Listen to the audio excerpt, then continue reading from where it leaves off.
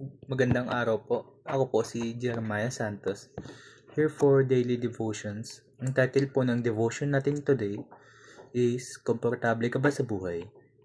Jesus, the Son of Man. Kaya simulan natin sa pagbasa ng verse from Daniel 7 verse 13 to 14. In my vision, at night I looked, and there before me was one like a son of man, coming with the clouds of heaven. He approached the Ancient of Days and was led into his presence. He was given authority, glory, and sovereign power. All nations and peoples of every language worship him. His dominion is an everlasting dominion that will not pass away, and his kingdom is one that will never be destroyed.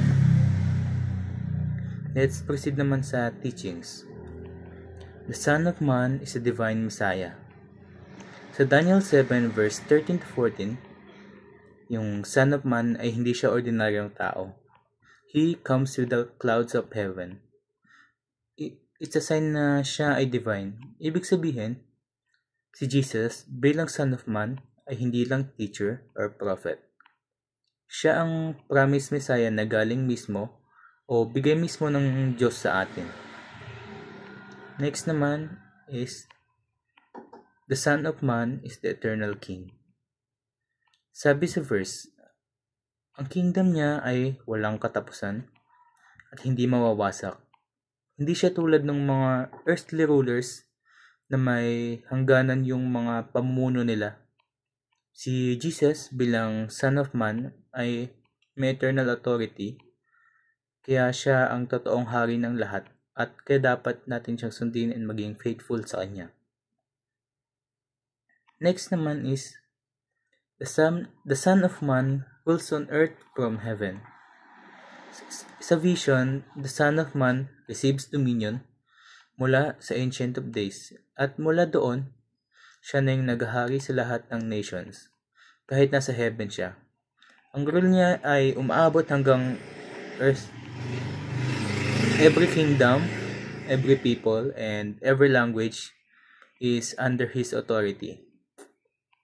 Sa may applications, first is swear allegiance to our King in heaven. Kung si Jesus ang tunay na divine King, natural lang na siya yung maging first na pagkomitan natin ng loyalty and faithfulness. I-commit natin yung buong buhay natin sa Kanya, yung decisions, priorities, at yung direction ng future natin. Dapat ipagkatiwala natin sa Kanya.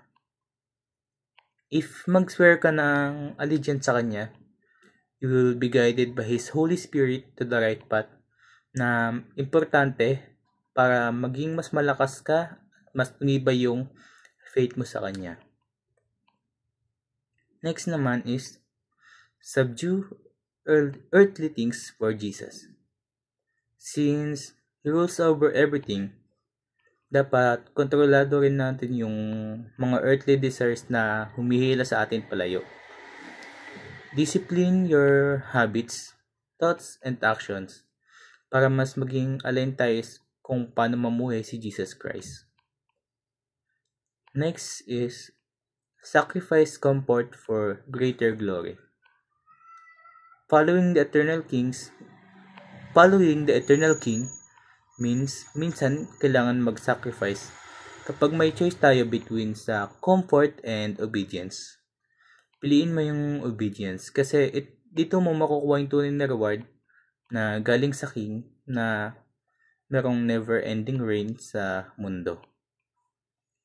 And kapag pinili mo yung sa obedience ay ikakagalak to ni Lord, and yun lamang po for our daily devotion. Maraming salamat po sa pakikinig and God bless.